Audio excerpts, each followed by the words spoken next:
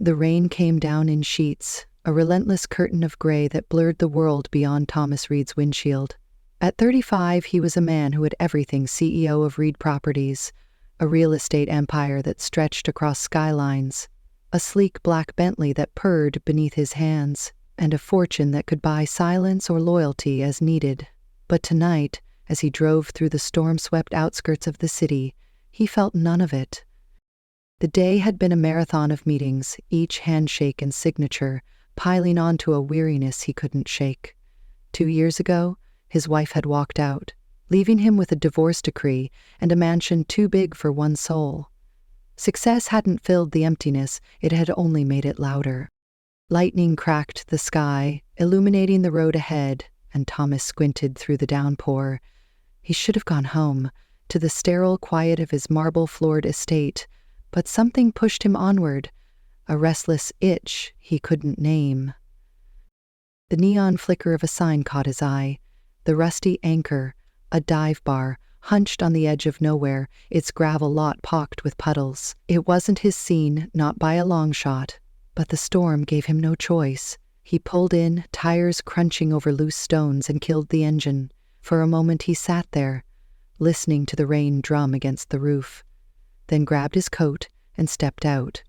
The bar's door creaked as he pushed it open, a gust of damp air carrying the mingled scents of stale beer, cigarette smoke, and something faintly sour. The place was a relic, peeling paint on the walls, tables scarred with initials, a handful of patrons nursing drinks under dim yellow lights. Thomas shook rain from his tailored wool coat, feeling out of place in his pressed shirt and polished shoes. He slid onto a stool at the bar, the wood sticky under his fingers, and ordered a whiskey from a bartender who barely glanced up.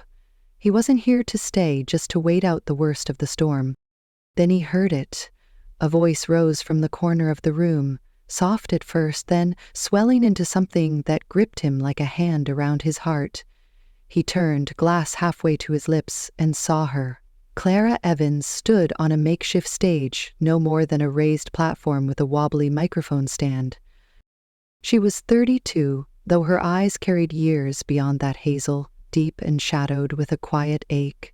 Her dark hair spilled over her shoulders in loose, untamed waves, brushing the collar of a faded denim jacket.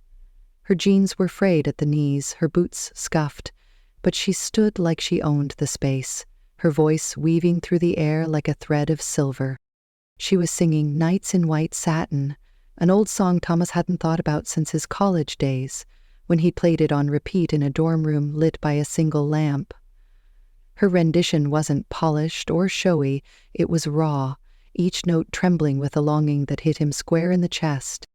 The lyrics rolled out, heavy with memory, and Clara's gaze drifted over the room, unfocused, as if she were singing to someone who wasn't there.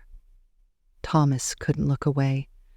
She wasn't beautiful in the way he was used to glossy women in designer dresses who flocked to his galas, but there was something about her, a fire beneath the weariness that pinned him to the spot.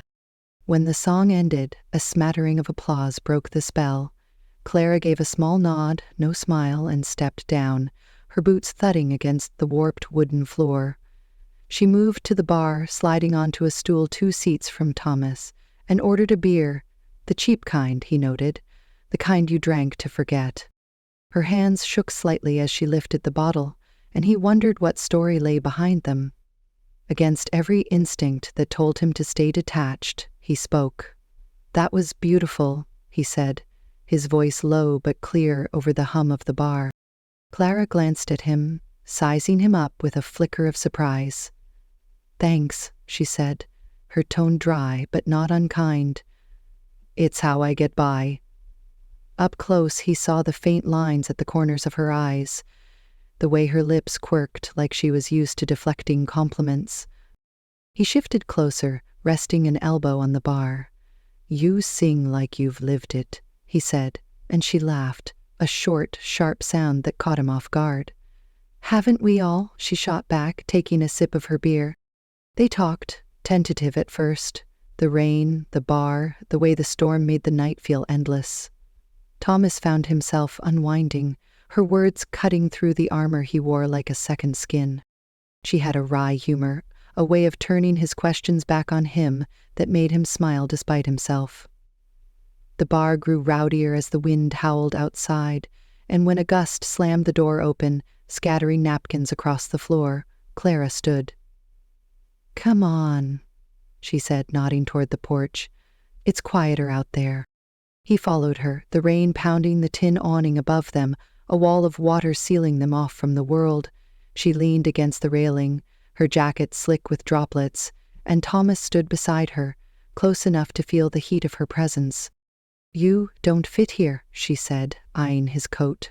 He chuckled. "Neither do you." She smirked, and then, as thunder rolled overhead, their eyes locked. He didn't know who moved first. Maybe it was him, maybe her, but suddenly his lips were on hers, urgent and unguarded. The kiss was electric, rain misting their faces as her fingers gripped his jacket, pulling him closer. His hand slid to her waist, firm but gentle, and for a heartbeat, the storm was nothing compared to the fire between them. She tasted of beer and something sweeter, her breath hitching as he deepened the kiss. When they broke apart, gasping, her eyes were wide, a mix of want and fear swirling in their depths. "I should go," she whispered, stepping back into the downpour. Thomas reached out, his voice lost to the rain. "Wait." But she was already gone, a shadow swallowed by the storm, leaving him soaked and reeling. He stood there, heart pounding, the taste of her still on his lips. The bar napkin she'd left fluttered to the ground, and he picked it up, clutching it like a lifeline.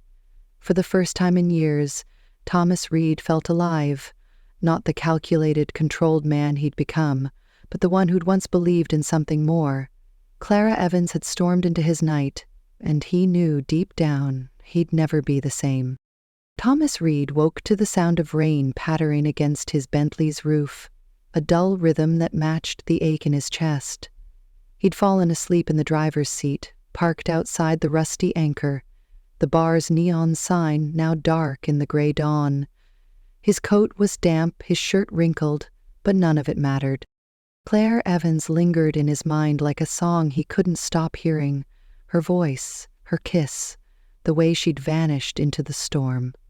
On the passenger seat lay the bar napkin she'd left behind, a faint smudge of her lipstick staining the edge.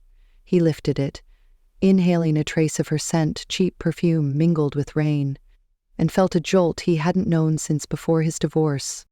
At 35, Thomas had built Reed Properties into an empire, a fortress of glass and steel that kept the world at arm's length. Control was his currency, earned through years of calculated moves. But Clara had slipped through his defenses in one reckless night. A woman so unlike the polished figures in his orbit. She was raw, unguarded, and poor in a way he'd forgotten existed, yet she'd stirred something he thought was long dead. He started the car, the engine's hum steadying him, and drove back to the city, the napkin tucked into his pocket like a secret. By the time he reached his office, a towering suite of glass overlooking the skyline, determination had replaced his haze. He buzzed his assistant, Mark, a wiry man with a knack for digging up what others buried. "Find me a singer named Clara Evans," Thomas said, his voice clipped. "She performs in dive bars around the outskirts. I want everything where she's from, who she is, now." Mark nodded, unfazed by the urgency, and within hours a thin folder slid across Thomas's desk. He opened it, expecting a simple tale of a struggling artist. What he found stopped his breath. Clara Evans, 32, born Clara Pierce. The name hit him like a punch. Pierce. Daniel Pierce had been his fiercest rival 5 years ago, a shark in the real estate game who'd undercut Thomas at every turn. Their feud had ended when Daniel's car plunged off a bridge in a storm, his death a headline that Thomas had toasted with bitter satisfaction. But here, in black and white, was proof Daniel had a wife, Clara. Photos showed a younger her, wide-eyed and fragile, beside a man whose smirk Thomas still loathed. The file noted she'd vanished after Daniel's death. No trace until she surfaced as a bar singer. Thomas's hands tightened on the pages. Was she a ghost come to haunt him? A trap set by Daniel's old allies? His mind spun. That kiss under the rain, it couldn't have been a lie, yet doubt gnawed at him. He'd been burned before, his ex-wife's betrayal a lesson in trust's cost. Clara couldn't be coincidence, not with Daniel's shadow behind her. He grabbed his keys, the need to see her overriding reason. Meanwhile, across town, Clara sat in her cramped apartment, a single bulb flickering above a chipped table. Rain streaked the window, and she stared at her reflection in the glass, pale, tense, a woman running from more than just the weather. She'd felt Thomas's kiss all night, a warmth that scared her. Men like him, rich, powerful, were echoes of Daniel, who'd trapped her in a marriage of fists and threats. She'd been 25 when she'd escaped, the night of his crash, fleeing with nothing but a duffel bag and a voice she'd used to survive. Singing kept her free, anonymous, until Thomas Reed walked into her bar. His gray eyes had seen through her, and that terrified her most. She slammed a fist on the table, muttering, "Stupid Clara, you let him in."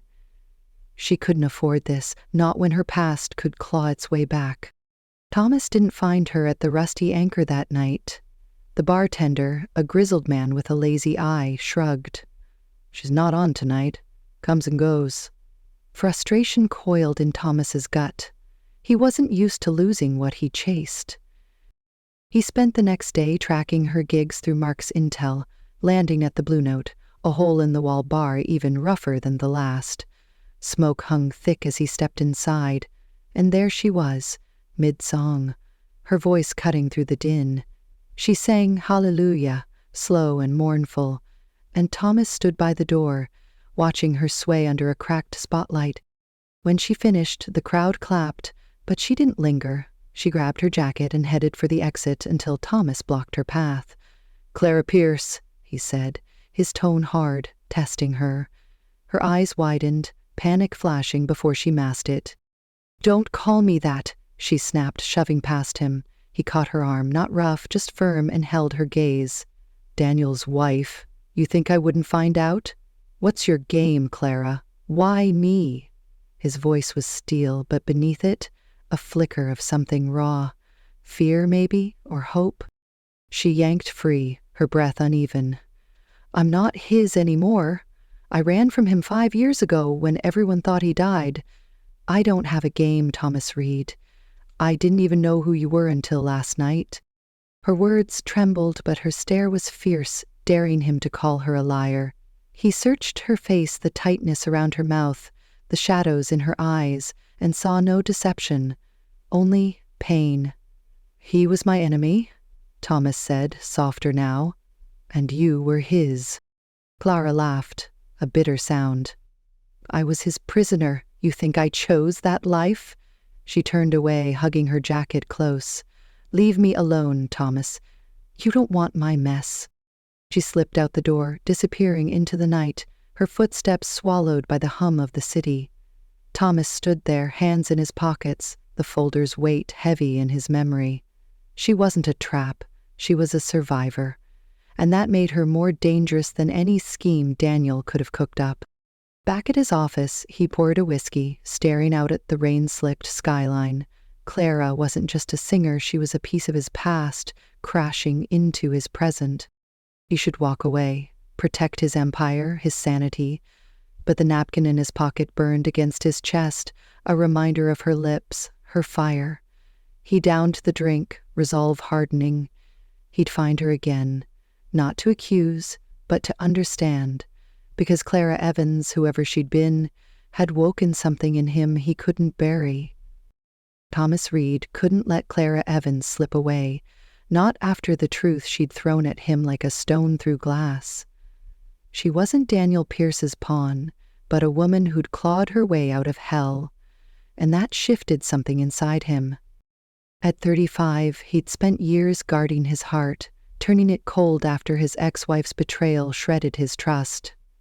But Clara, poor, fierce, broken in ways he understood, had cracked that armor wide open. He found her the next day at a diner called Millie's, a faded joint on the edge of town with chipped mugs and a jukebox stuck on old country tunes. She sat in a corner booth nursing a coffee, her denim jacket slung over the seat. Her hair was pulled back, exposing the sharp lines of her face, and her hazel eyes flicked up as he approached. "You don't give up, do you?" she said, her voice dry but tinged with exhaustion. Thomas slid into the booth across from her, hands raised in mock surrender. "Not when it matters. I'm not here to fight, Clara. Just to talk." She studied him, then sighed, pushing her mug aside. "Fine. But don't expect me to spill my soul over bad coffee." He ordered a cup anyway, the steam curling between them as they sat in uneasy silence. Then he spoke, his voice low, unguarded. "My wife left me 2 years ago. Took half my world and left the rest in pieces. I thought I'd never feel anything again until you." Clara's gaze softened, just a flicker, but she didn't interrupt. He went on, telling her about the nights he'd spent staring at the ceiling, the way success had become a hollow trophy. It wasn't a plea for pity, just the truth, laid bare. She took a slow breath, her fingers tracing the mug's rim. "Daniel didn't just leave scars on my skin," she said finally, her voice barely above a whisper. "He locked me in a life I hated. I wanted to sing, to be someone, but he turned me into a shadow.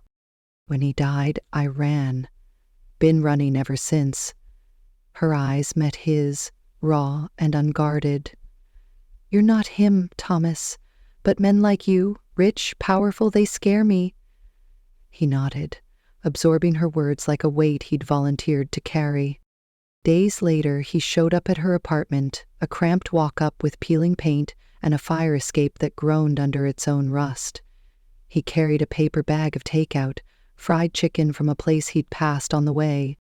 "You look like you haven't eaten," he said gruffly, stepping inside when she opened the door.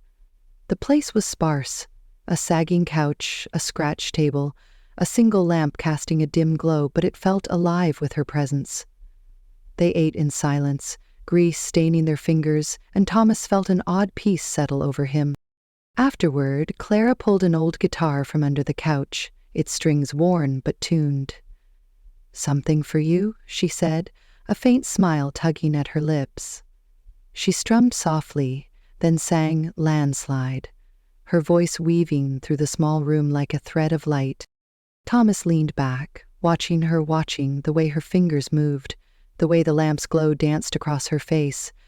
It was an old song, one he'd loved in his 20s, back when life felt simpler. When she finished, the last note hung in the air and he reached for her, not to kiss, but to hold. His arms wrapped around her, her head resting against his chest, and for a moment they just breathed together. Clara felt it too, the shift, the pull. Thomas wasn't Daniel. He didn't demand her secrets or her submission. He left traces of himself behind, a scarf she'd dropped at the diner, now folded on her table, a coffee cup from their booth, rinsed and kept by the sink. She started to trust him, piece by fragile piece, though fear lingered like a shadow she couldn't shake. What if her past crashed into this quiet thing they were building? What if Daniel's ghost wasn't as dead as she'd hoped? One evening, after a gig at the Blue Note, Thomas walked her home. The air was cool, the streets slick from an earlier rain, and they stopped under his street lamp's amber glow. He looked at her, his gray eyes steady, unguarded. "You're not like anyone I've known," he said, his voice rough with something honest, something real. Clara's lips curved, a rare softness breaking through her edges. "You either, Thomas Reed." She reached up, brushing a thumb along his jaw, and he caught her hand, holding it there. The moment stretched, fragile and perfect, a promise neither dared to voice. But Clara's heart wasn't fully hers to give, not yet. She'd spent years running, hiding, and Thomas was a risk she couldn't measure. She left a cheap beaded bracelet at his mansion one night, a trinket she'd worn for years, slipping it onto his coffee table as she left. It was her way of staying, even when she couldn't. Thomas found it the next morning, rolling the beads between his fingers as he sat in his study. He'd kept it, just as he'd kept the napkin from their first night, relics of a woman who'd stormed into his life and refused to leave. For Thomas, Clara was becoming more than a mystery. She was a lifeline. He'd fought Daniel Pierce in boardrooms and backrooms, but Clara wasn't his enemy's weapon. She was his anchor, grounding him in ways he hadn't expected. Yet doubt gnawed at him, not about her but about himself. Could he protect her from the past she feared? Could he be the man she needed, not just the CEO he'd become?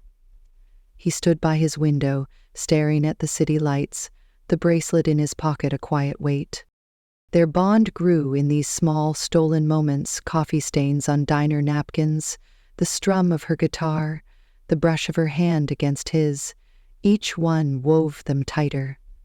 A thread of something neither could name. But beneath it all, a storm brewed. Clara's past, Thomas's enemies, a collision neither saw coming. For now, though, they had this, a fragile, beautiful thing, built on songs and silences, holding strong against the shadows, waiting to break through. The fragile piece Thomas Reed and Clara Evans had built shattered like glass under a hammer. For weeks they'd danced around their growing bond, coffee dates at Millie's, quiet nights in Clara's apartment, her voice weaving through Thomas's guarded heart.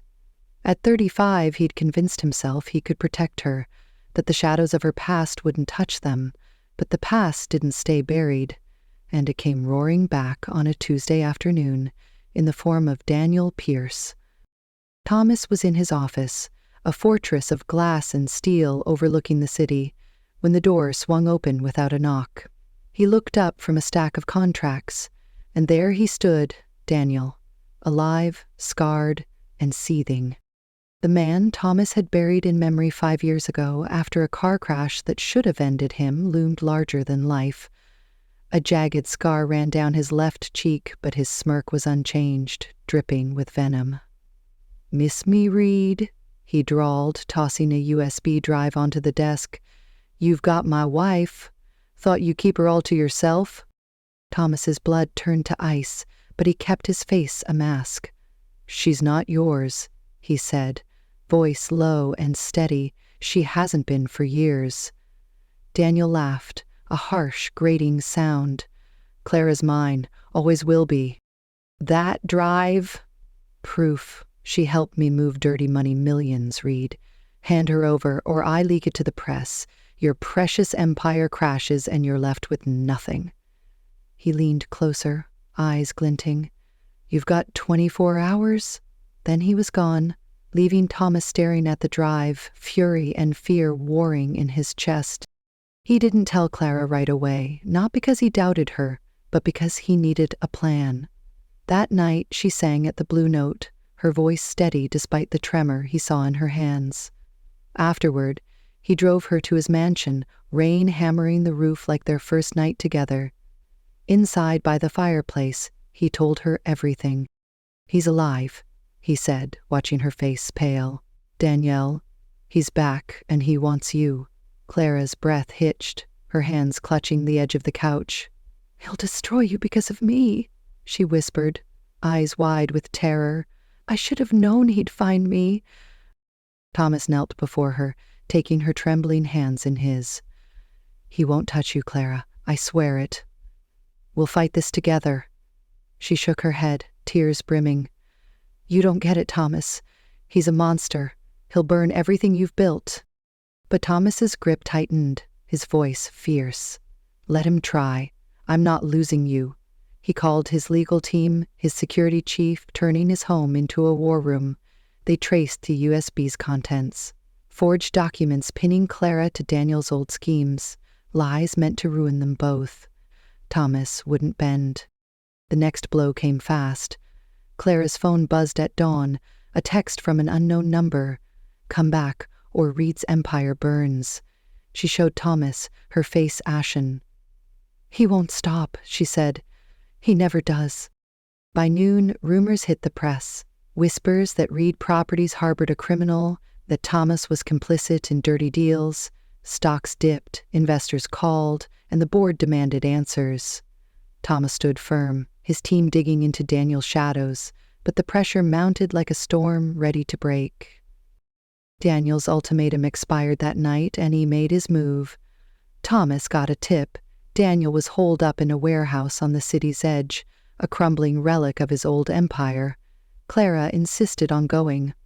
"I need to face him," she said, her voice steady despite the fear in her eyes. "He's my nightmare, Thomas. Let me end it." Against every instinct he agreed, driving them through rain that mirrored their first encounter, the wipers slashing through sheets of water. His security team trailed behind, a silent promise of backup. The warehouse loomed dark and dripping, rain pounding its tin roof. Inside, Daniel waited, flanked by 2 hired thugs, his scarred face twisted in a grin. "There's my girl," he sneered, stepping forward, "and her new toy." Clara's fists clenched, but Thomas moved first, positioning himself between them. "She's not yours," he said, voice like steel. Daniel laughed. "She's got my dirt, Reed. You think you can save her? She's a liability, one call, and your company's ash." Clara stepped out, her eyes blazing. "You controlled me once, Daniel. Beat me, caged me, made me lie for you. Never again." Her voice shook, but it carried a strength Thomas hadn't heard before. She turned to him, then back to Daniel. "Those deals, I didn't sign a thing, you did. And I kept proof." Daniel's grin faltered. "Lying bitch," he snarled, lunging for her. Thomas reacted, shoving Clara aside and taking a fist to the jaw. Pain flared, but he tackled Daniel, years of buried rage fueling him. They grappled, rain-soaked and furious, fists flying in the dim light. Daniel's thugs moved in, but Thomas's team burst through the doors, 4 men in black, swift and precise. They pinned the hired muscle as Thomas landed a final blow, sending Daniel sprawling. Clara grabbed a rusted pipe, standing over him, her breath ragged. "Stay down," she said, voice breaking, "or I'll make sure you never get up." Daniel glared, blood trickling from his lip, but the fight was gone. Thomas's security cuffed him, the USB's forged lies crumbling under the weight of Clara's old evidence photos, recordings, scraps she'd hidden for years. Police sirens wailed in the distance as Thomas pulled Clara into his arms, rain dripping from their hair. "You're safe now," he said, his voice rough with relief, his jaw throbbing. She clung to him, tears mixing with the storm, her body shaking. "I faced him," she whispered, "because of you." He held her tighter, the chaos fading into the sound of rain. Daniel was gone, arrested, his crimes exposed, and the warehouse stood silent, a battlefield they'd won together.